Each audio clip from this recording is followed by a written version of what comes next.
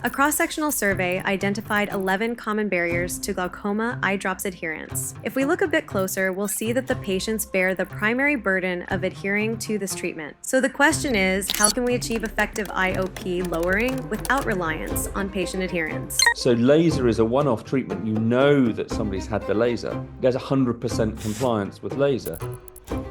This is Professor Gus Gazzard, Chief Investigator of the trial comparing SLT and eye drops as the first-line treatment for glaucoma and ocular hypertension, known as the LiGHT trial. Well, we knew that SLT could lower eye pressure, but nobody knew whether or not it was better than eye drops or as good as eye drops. So I was trying to answer the question, not could we use it, but should we use it?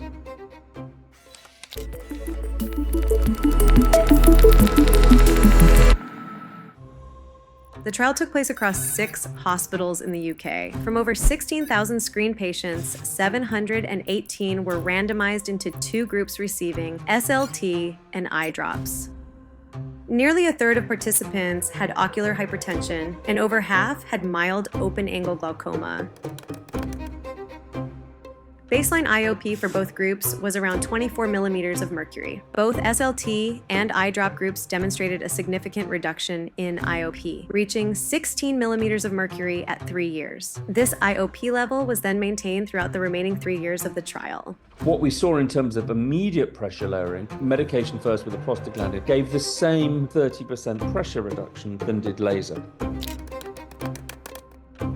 Disease progression was significantly lower in the SLT group compared to the eye drop group. Progression encompassed both ocular hypertension to OAG conversion and OAG deterioration. The most recent unpublished analysis showed that there was a 29% reduction in visual field deterioration in the laser first group. I think it's a very useful figure to use with patients. Why do I want to have laser? Why shouldn't I have eye drop? We know it works as well at pressure lowering. There is this additional helpful effect in visual field preservation, which ultimately is what patients care about. It's whether they can see.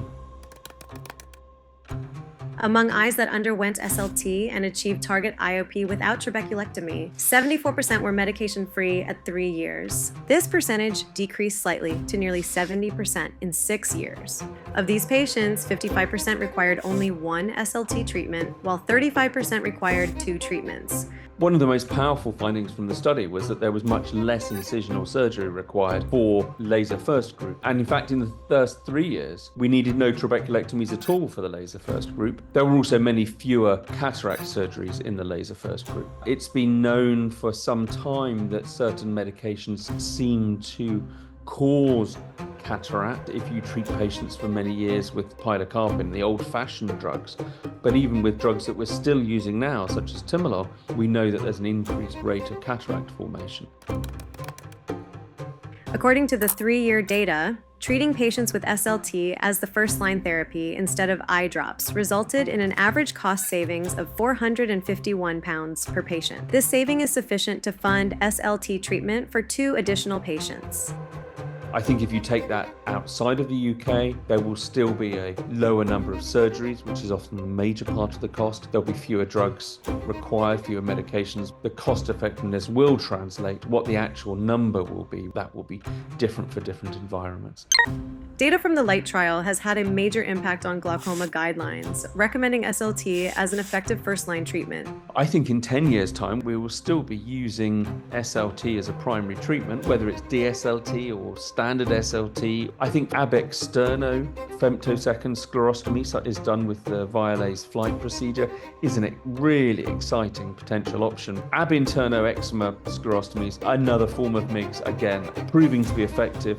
But I think laser in the form of SLT is probably here to stay.